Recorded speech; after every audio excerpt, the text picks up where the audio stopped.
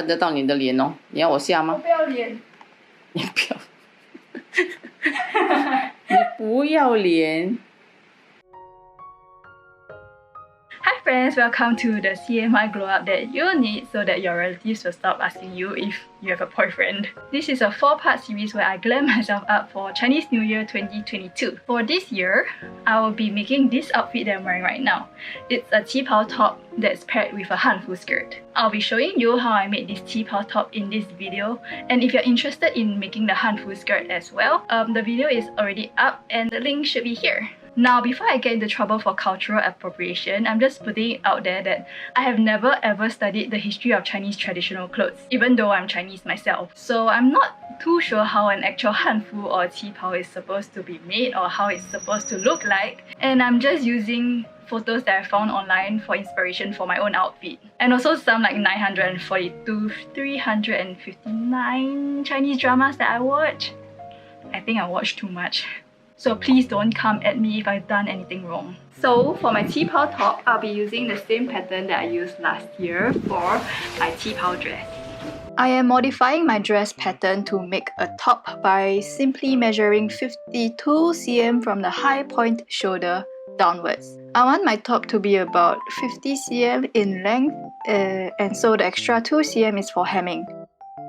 You can see me doing the same for the back pattern here, but very quickly I realized that that is a mistake. So do not do what I did. The armholes for the front and the back have different measurements, with the back pattern going a little bit lower. So if I measure 52 cm from the high point shoulder for the back piece as well, the side seams will not match when I sew the back and the front pieces together. What you should do instead is to measure the side seams of the front piece after marking out the new hemline and transferring that measurement to the back piece at the side seams as well. I'm folding all the unnecessary parts of the pattern away so that I can trace the new pattern on fabric without those parts getting in the way. One trick to folding a straight line on such a big pattern is to use your ruler and place it against the line that you intend to fold. Then use a ruler as a guide to bring the paper up and give it a small fold mark before flipping the entire piece over and folding it down. I want my top to have a curved hem, so I will drop the middle by about 2 cm and cut out the piece in a slight curve. And because I'm such a lazy person, I'm going to fold the back piece in half and trace the half on fabric on fold. Doing so cuts down the tracing and cutting by half. I'm only able to do that because the back pattern is symmetrical, so I can't do it on the front. The other pieces remain the same and no further modification is needed. And it is time to transfer and cut them out on fabric. I've chosen this fabric to use for the top. So I'm on my way to work now. Yeah, I'm gonna cut out the pieces for public transport.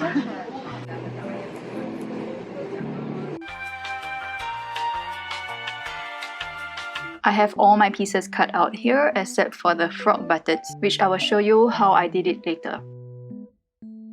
I'm going to iron on the interfacing for this rectangle fabric. This rectangle piece is going to be the button placket. So after ironing on the interfacing, I fold the fabric in half, lengthwise, right sides together, and sew the sides. Once that's done, I trimmed half of the seam allowance away to reduce bulk and turn the right sides out. And then now I can attach this piece to the right front shoulder piece. On the right shoulder piece, there is a notch on the pattern, which I have transferred to the fabric. And that is where I'm supposed to align this small piece of fabric to. I went ahead and searched the raw edges at where the small button placket is, and left the rest of the raw edges unsearched for now. I'm now attaching the front right shoulder piece to the big front left piece only from here to here, stopping at where the button placket is. Since I want to fold the seam allowance in different directions, with this part folding this way and this part going this way, I'm going to snip a bit of the seam allowance right at where the notch is. I'm just snipping a little bit and not passing where the stitches are. Now I can fold the right front shoulder piece and button placket away and serge the rest of the raw edges. I ironed the seams in the different directions that they were supposed to go and top stitched here to keep them folded. Now I can sew the front piece together with the back piece at the shoulder seams and side seams and serge.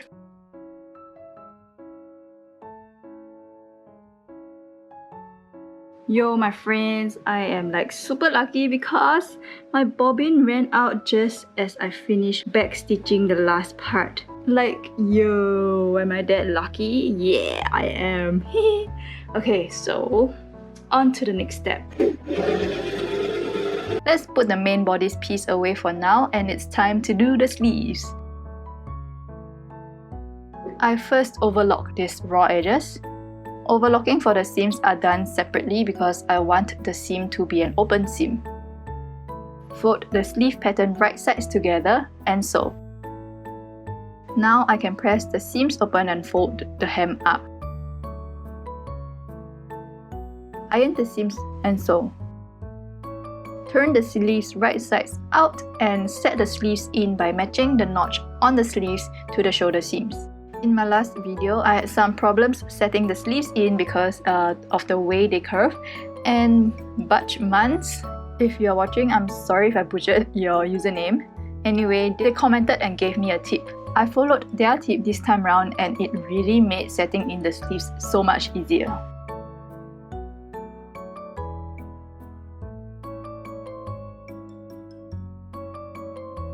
Next, I'm ironing the interfacing onto one of the collar pieces. Now that the interfacing is ironed on, I'm going to sew the two collar pieces together at the top of the collar.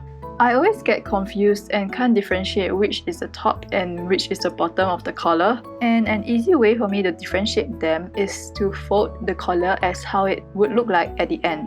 And you can see the shape of the collar. So now I know that this edge is the top and this edge is the bottom. On the piece without the interfacing, I'm going to fold the seam allowance up. Sew the two collar pieces together at the top of the collar.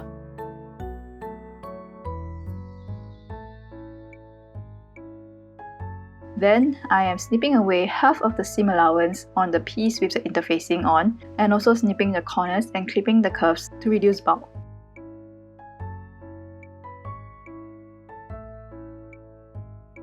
I ironed the seam allowance of the collar piece without the interfacing up, turned the right sides out and brought it to the iron to give it a good press. I'm pinning the collar to the bodice at the neckline with the right sides facing each other. And the collar piece with the interfacing on is the right side. Match the notches on the collar to the shoulder seams while pinning and sew.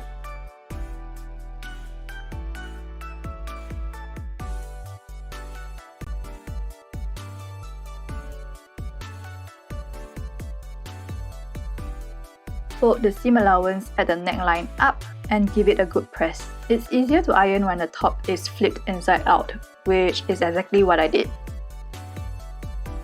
Fold the collar piece without interfacing down and cover the stitches by about 1 mm because I'm finishing the collar with a stitch in the ditch.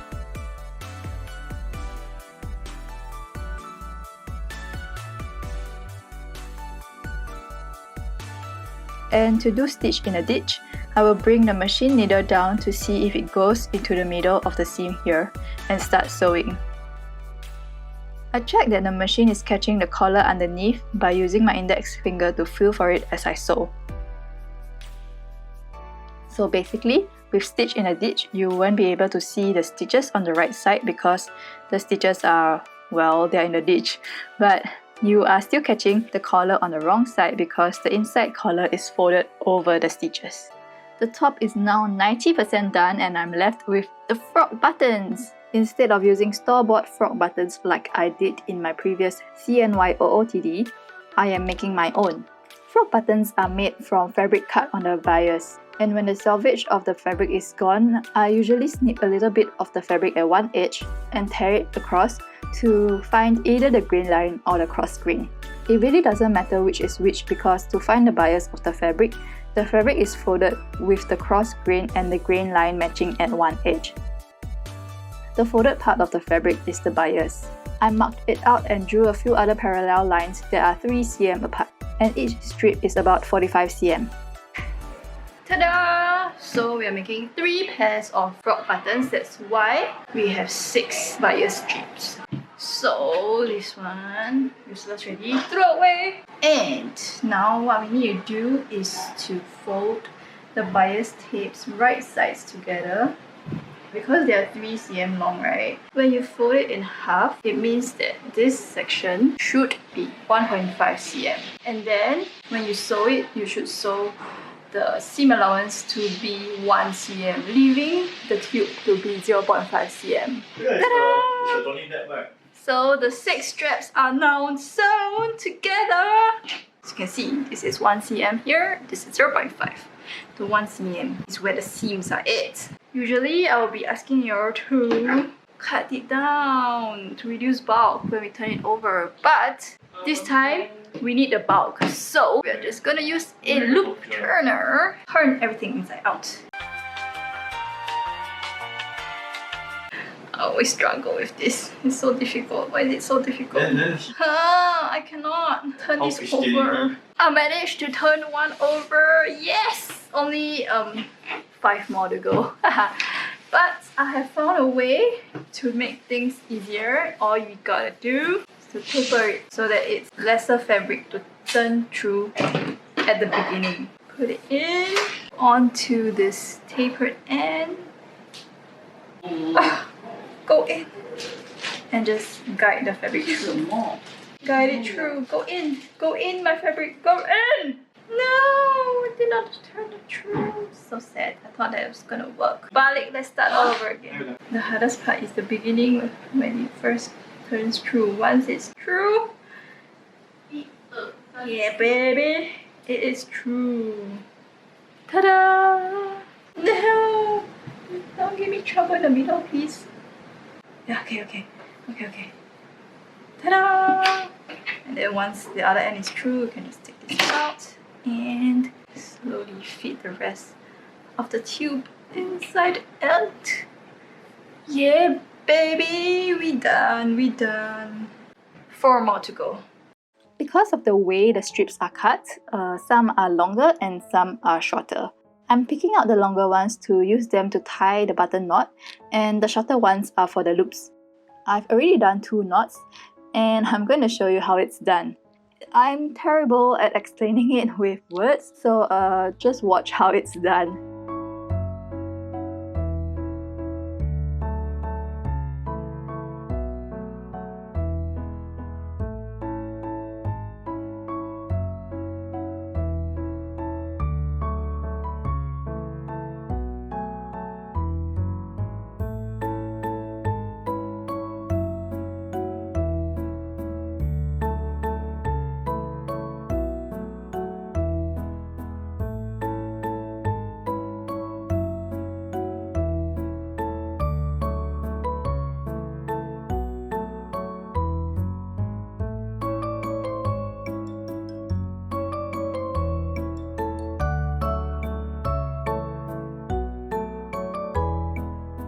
By now, the knot is done and I just need to tighten it and remove the slack.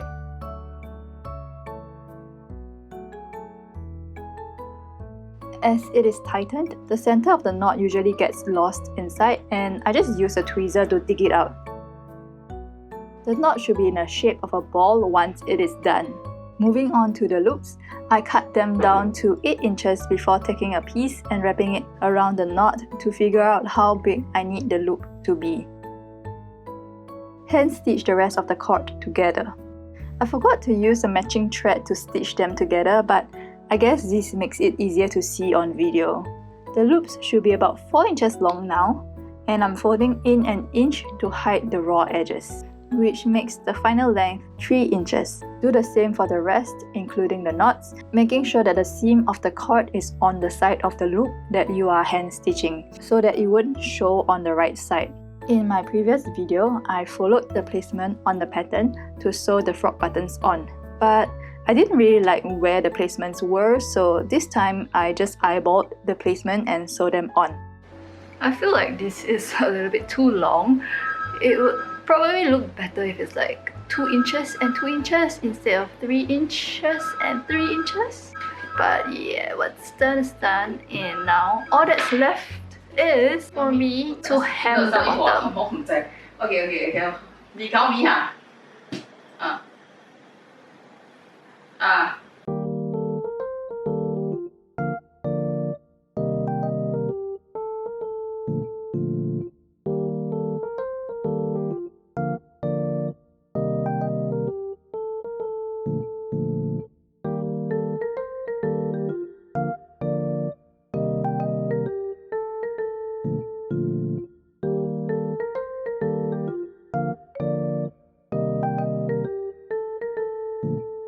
Thanks for watching me make my qipao top. If you're interested in making this hanfu skirt as well, the video link should be in the description down below. Bye bye!